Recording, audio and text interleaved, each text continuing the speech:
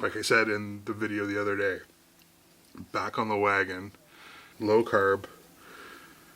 This is day 7.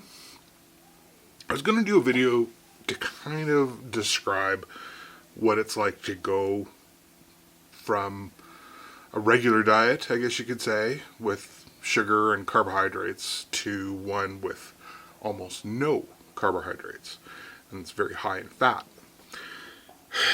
I was going to say, okay, day 1, day 2, day 3, everybody's different. All I could tell you is, from my perspective, what I go through, it may not be like that for you at all. Some people can get into ketosis very quickly. Others take longer. Some people can eat greater amounts of carbohydrates, and others have to eat even less number of carbohydrates. So I'm going to tell you what I do and how I get affected, generally speaking. So today is day 7. Honestly, was one of the very worst feeling days. Now, when you are stopping eating carbohydrates or having glucose be your primary source of energy for your body, you have to deplete the stores of sugar. It's stored in your muscles and your liver, throughout your body, and it's there as a special energy reserve for quick energy for running, so hunting, back in the day, right, before this type of lifestyle. So it's a part of normal biology. It is also part of normal biology that, as people grazed and ate, you ate what you had. This is my theory, anyways, kind of based on what I think is sort of common sense. But before we had farms, before we had this, we would wander around. Different seasons would bring different types of food. Different sources of food would be plentiful for maybe a very short period of time, like when berries came out or when you found a whole big honeycomb. Okay, so suddenly you have a massive amount of very concentrated carbohydrates. Other times you might be successful hunting and kill a mammoth or a bunch of elk or muskox or whatever it could be, and you'd be eating, fat and protein for a long time. So over time, throughout all of a year, you would eat maybe all the different types of nutrients, but at times you would be eating sort of a mono type of a diet. Let me go through a week for me of going back onto a low carb diet. So first day, usually nothing, like not really any big change. Energy is about the same, you feel about the same, not really a big deal. Day 2, things start happening. For me, it's hunger, for sure. Now, when I'm in my first week or so of a low carb diet, I do the same thing all the time, and that's I really focus on getting I just eat till I'm full. I eat when I'm really, really hungry, and I don't worry about calories so much. I just make sure that my carbohydrates are very, very low. So 20, 25 max carbohydrates in the day. What this is doing is pulling out all those stores because you're not replenishing it. You're not adding more sugar back into the mix or carbohydrates in any form. It could be a potato, it could be a bagel, it could be rice, whatever it is, chocolate bar. All of that glucose that goes in is not be replenishing. So you're running that down. You got to be very careful. Make a Caesar salad, awesome.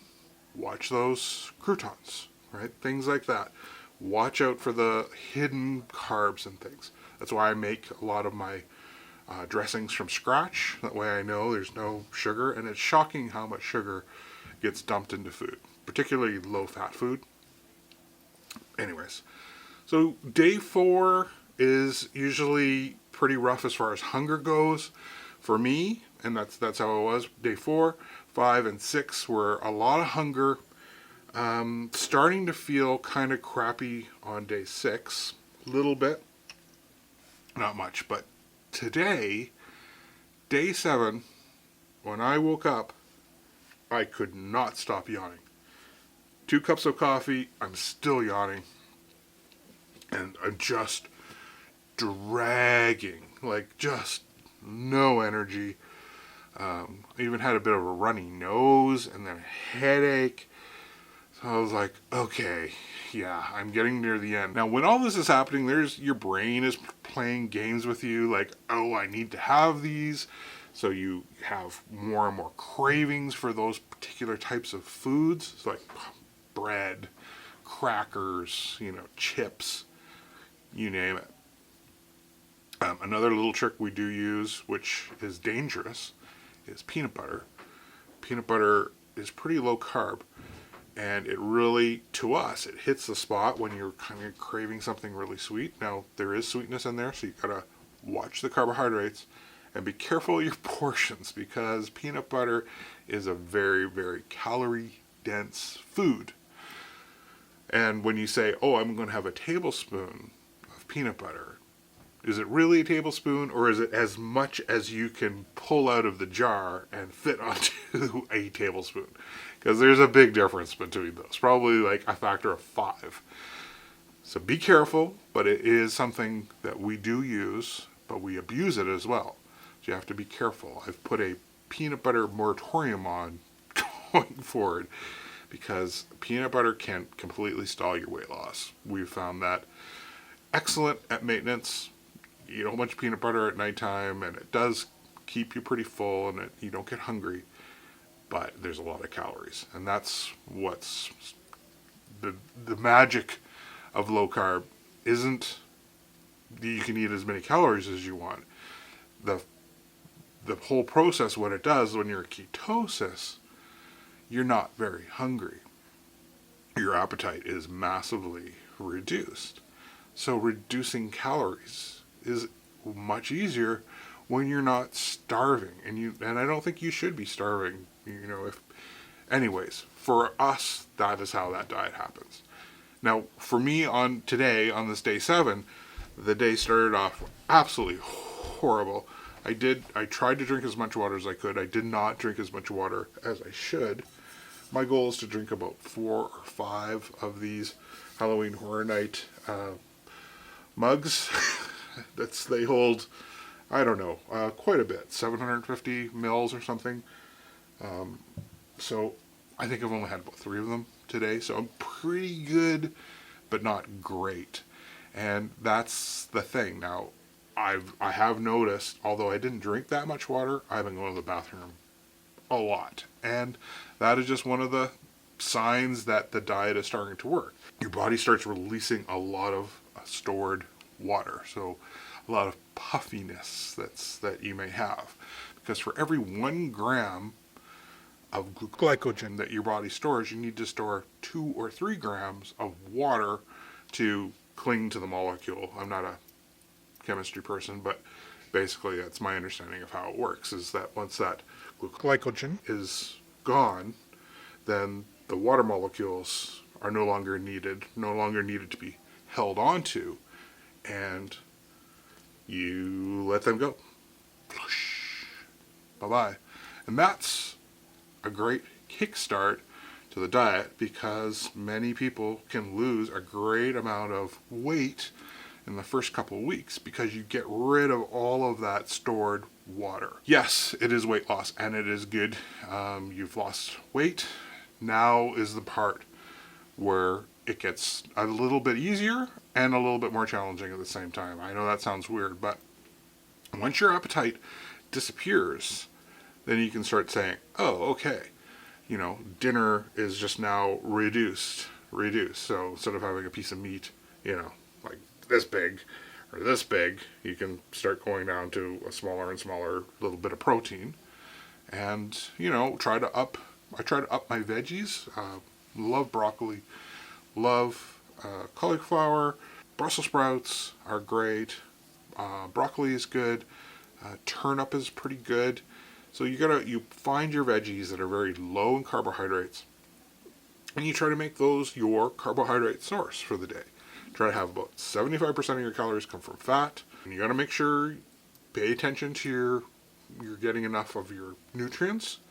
So make sure you're having some oily fish like salmon or tuna once in a while, and you want to make sure you're getting lots of vitamin C, because if you're not eating fruits as much, you tend to be low on vitamin C. Broccoli is one thing full of vitamin C. In fact, I think there's more vitamin C in broccoli than there is in an orange. So broccoli is fantastic for vitamin C.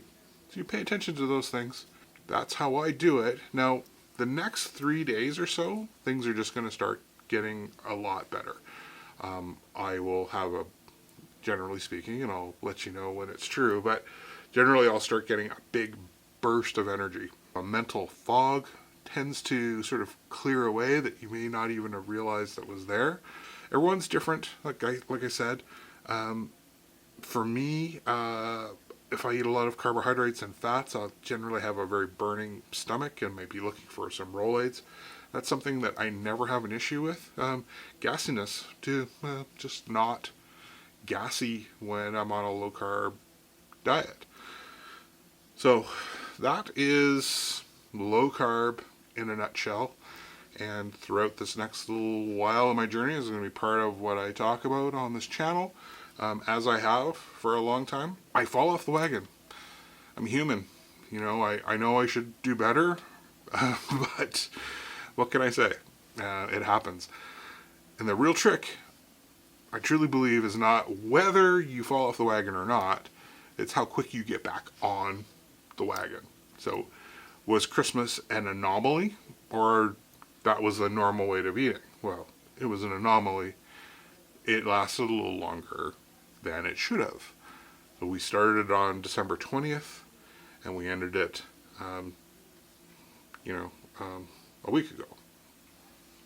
So, about 3 weeks-ish of kind of unabandoned eating, a lot, even more than, just normal than you normally would, because Christmas time means chocolates and candies and, sugar cookies and marshmallow treats and all those things.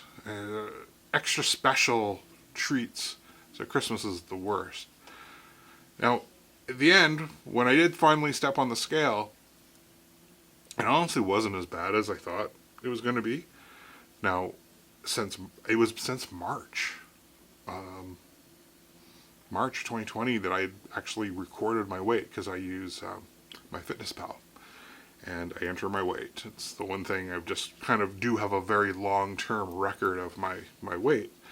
But yeah, there's occasionally are these sort of longer lines between data points, and this was definitely one of the longer ones. So yeah, this whole year kind of really fell off the wagon, got back on the wagon, fell off the wagon, fell off a lot more this year than I have in other years. It's been a rough year. So I'll admit, I will lean on the pleasure of food at times when times are bad. However, since March, I gained 20 pounds. Not great, but not as bad as I thought it was going to be. So, small victory. I hope by the end of the next 2 weeks that I'll be able to lose probably 10 or 15 of that. Usually just from the water weight coming off. And so I think over the next few days, if I do step on the scale, I'm not sure if I will.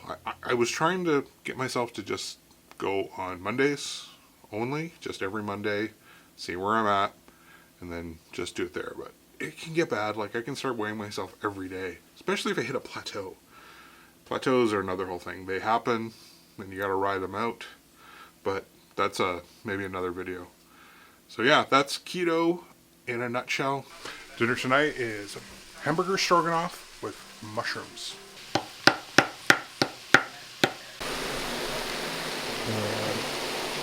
Probably about a teaspoon, 2 teaspoons of salt. You want to really sweat out those mushrooms. Something that always goes really, really good with beef stroganoff is noodles. At least for us, I always like to have egg noodles with beef stroganoff. To each their own, but we're obviously not having egg noodles, so I'm going to be making zucchini noodles. To make zucchini noodles, you just need one of these. It's a spiralizer, vegetable spiral cutter. There's probably a million names for it. It's probably $15 on Amazon, 20 bucks, and it's awesome. I'll show you. So, all you do is you get your zucchini and you stick it in just like that.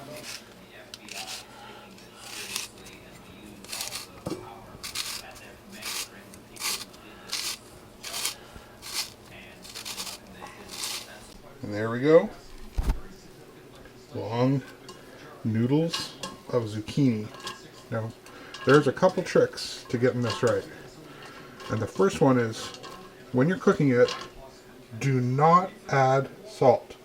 No salt. Zero. It will bring out water, make them slimy. Don't do it. I cook them in a wok. I'm going to use avocado oil, and I'm going to slice up some garlic to flavor the oil. Okay, all of that onion that was caramelized on the bottom, the water's coming out of the mushrooms and it's deglazing the pan. Oh, I've also added a couple of bay leaves because, oh, it's delicious. See, the other thing I'm going to put in is about a tablespoon of beef, better than bouillon.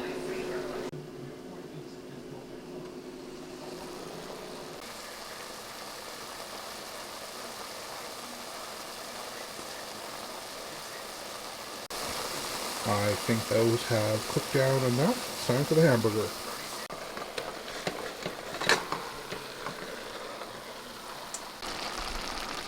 The hamburger is cooked.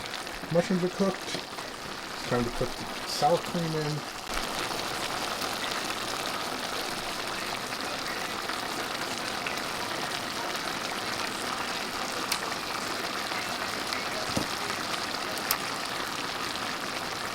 And just as I usually do, eyeing it out. Probably about a cup and a quarter, maybe a cup and a half. So the garlic has been kind of frying with the oil, flavoring, and now I'm dumping in all these noodles.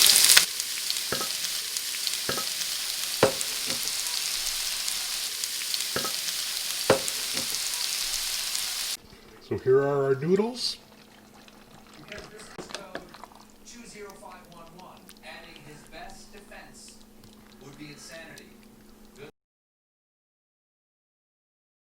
Look at all of these groceries. These are not new groceries. This is all of the high carb stuff that was in our cupboards, and I'm putting it down into storage. I've got to take the keto seriously and get rid of the temptations. It's January the what? The 21st, 22nd? What the hell are those geese doing? You should have left a long time ago. Michelle needs some emergency eyebrow wax. Get what you needed? Yep. Eyebrow wax strips. Oh. Alright. Well, because it was allowance day. Yep. Yeah. Dripping that drop out. Now give me 2 more bottles. It's my type of party.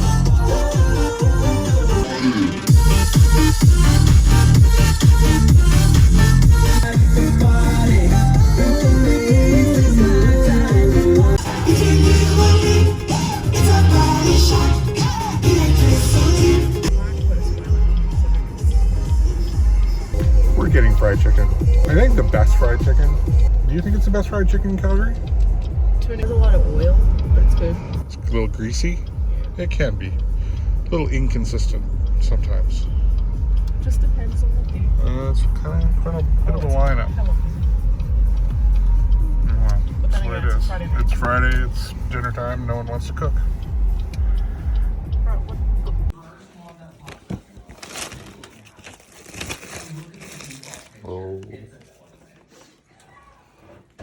I'm going to eat fried chicken with all kinds of hot sauce while we watch WandaVision.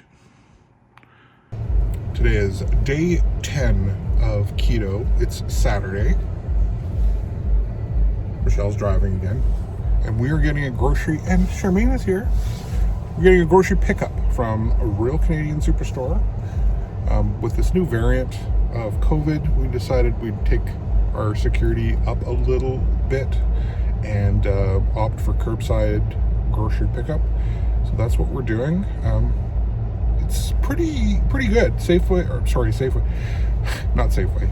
Superstore prices are very good for online. It's $5 extra, but otherwise the prices are exactly the same as they are in the store. We looked at Costco, which was using Instacart, but it had a whole new set of prices plus delivery. So we're giving this a try. The one thing to know is you may have to wait 2 or 3 days. So you'll have to prepare ahead of time if you want groceries. So don't expect same day. It'll be probably 2 or 3 days. And I think the same goes for delivery. We haven't tried the delivery yet, but I know that it was longer to get delivery.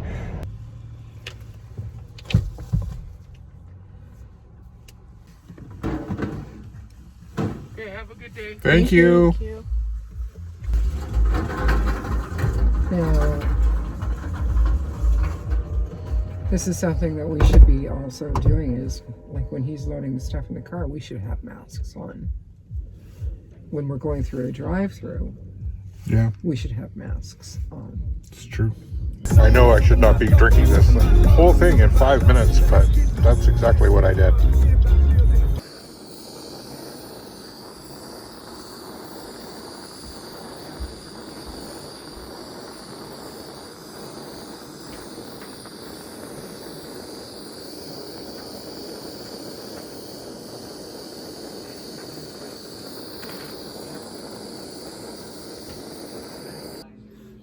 Dinner tonight? Oh, what do you think?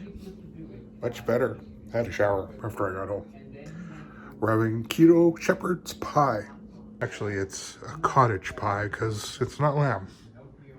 This is it. I just was hitting it with a blowtorch to get the cheese a little bit more goopy because our broiler doesn't work. That's why we're getting a new oven. Someday we bought it. We do know that we're supposed to be getting it at the end of February. So that's when the new oven comes. Very much looking forward to that. Oh, this looks really good. So that is cauliflower puree or cauliflower mash instead of potatoes. And it's made from scratch. Charmaine made it. She roasted 2 heads of cauliflower and pureed it in the blender with cream, sour cream, some cheese. It's very good. Good morning. It's Sunday now. I think I've been skipping over a lot of stuff lately. I think it's partially because of bit of a fog still getting through the first 2 weeks of keto. Actually on day this is day 13 on keto. So I'm pretty much at the end of the worst part of it. Although, we had some fried chicken from a place we love. I think I showed that the other day. And it is pretty low in carbs. It's not, it's kind of high. I mean, it's high for true keto, but it's low. It's not overly breaded, in other words, but it's very salty. So I always get a bunch of water gain. So I don't know what the scale's going to say when I step on it tomorrow. But whatever, I'm on track now. So today is the last of Christmas because that's the frozen carcass of our Christmas turkey. And I'm going to make just some very basic turkey stock. So there's really not a lot to making stock. It's pretty simple. So I've got the carcass of a turkey. And what do I got? I've got an onion. I've got a bunch of celery. I had some green onions that were looking a little not great, so I just threw them in there. And then I've just washed these carrots. I didn't peel them. And yeah, just some carrots. It's about as easy as it gets. There we go. Just, cover everything with water. I've learned from experience you don't really have to cover it because when this thaws, everything's going to kind of settle. Also, if you bring the water up too high, it expands when you first start boiling it, and you can deal with an overflow. And that's it. I'm going to boil this for about 8 hours. If you go too long with poultry, you'll get a bit of a burned flavor. I'm also putting in a little splash of vinegar. The little extra acidity helps some of the minerals come out of the bones a little bit better.